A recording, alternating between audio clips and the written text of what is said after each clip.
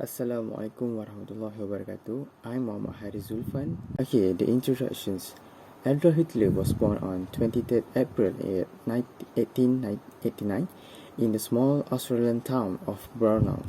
At the point when the World War I started in 1914, Hitler elected to join the German armed force. He was given an award for fortitude, yet he never got the opportunity to climb any position. In 1920, Hitler joined the National Socialist German Worker Party, which was known as the Nazis. Hitler became the head of the Nazi Party by utilizing his extraordinary talking capacity. In 1930, downturns, Germans needed to pay much more noteworthy obligation, which was coming for World War I. Hitler did not consent to pay the obligation and expressed that the Jews and communists were the reason for Germany loss in World War I. Okay, he guaranteed that his Gagarin plan to dispose of Jews and communists and that he planned to rejoin all the German-talking part of Europe. Okay, in 1932, the Nazi Party got about 40% in the decision and turned into the most grounded party in Germany. So in 1933, Hitler was elected as the Chancellor of Germany under Hitler administration, called the Third Reich. Hitler utilized broad, purposeful publicity program and maneuver country toward tolerating this theory of making the idea the Iron Race. Okay, Hitler was a superior was to provide command at its level, and the subordinate were to carry them out to the leader. By the order connection were more obnoxious and complex, particularly at the lower level. However, Hitler had the last say regarding an animator which took an immediate interest, including the subtlety of military tasks that is the real cause of armed force in the field. During 1930, he fortuitously started the rearmament of Germany as instrument of the Versailles Treaty. This action frequently was made the World War II begins. At the head of conflicts, the Germans didn't have the asset to support this. They were immediately pushed back in France and withdraw into Germany. On 30 April 1945, Hitler took his own life in his shelter under Reichs Chancellery. On 2 May, Berlin was given up to the Allies. On 7 May 1945, German armed force officials gave up all power to the Allies. This acute consequence finished the conflicts in Europe. Next, I will pass to my friends. Hi, I'm Fatin Shafika and I will explain about Adolf Hitler's strength. He is a charismatic leader. He was a quasi-religious leader who promised virtually spiritual aims of redemption and salvation, rather than a regular politician who pleads things like reduce taxes and improve healthcare. Hitler was also a good exploiting fear of communism. Hitler and his members of Nazi Party used a very simple and effective propaganda to gain people's trust. Plus, he also recognized the Nazi Party. Hitler made the Nazi Party establish a new structure that split Germany into Gauck areas, then further subdivide into smaller parts, each with its own leader, and so on.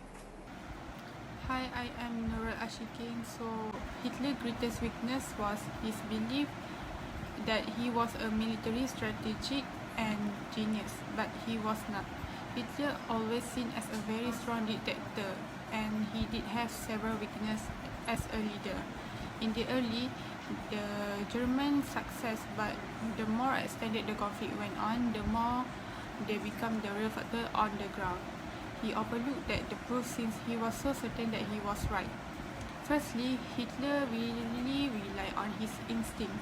He took the act of individual order excessively far. Okay, so for example, during the skirmish of Stalingrad at the end of 1942, he really had a road guide of the city spread out before him with the goal that he could follow the battling block by block. Besides, he doesn't have belief on his generals. Hitler dismissed his council from his commanders since they thought they were, as a rule, excessively careful. Last but not least, Hitler restyled his whole central leadership. so nobody else can settle on his choice without his direct orders.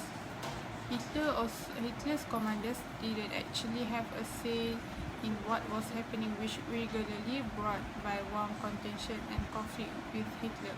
As a result of this apportion, his commanders surrendered and some are even replaced. There are two values in this case study. Firstly, transformational leaders. Hitler was a visionary needed for Germany to be the primary force and for him to overcome the world. Taking everything into account, Hitler strived to be distinctive, to turn into the incredible world leader, and had the legitimate for him plans and strategies on the most sufficient method to accomplish his objectives. So the second value is a good strategy. The arranged strategy to understand this objective was a progression of very short conflicts to crush each adversary in turn, and in this way getting more land bit by bit. This conflict were to be intertwined with signs of harmony when the German armed force could resupply and accumulate power for the following conflict. In this part, I will explain about Adolf Hitler's principle of leadership. Firstly, Hitler has a principle in became technically and tactically proficient. Throughout World War II, Hitler operated from a variety of field offices as opposed to other leaders of state who stayed in their capital cities. Each afternoon and late at night, he held briefings with senior military advisors, frequently in the presence of party leaders and other hangers-on. His staff would brief him on the status and the operation of all troops down in division strength or below, as well as on particular issues such as arms manufacture or the technical specification of new weapons. Next, Hitler was a leader who will look out for his people's well-being.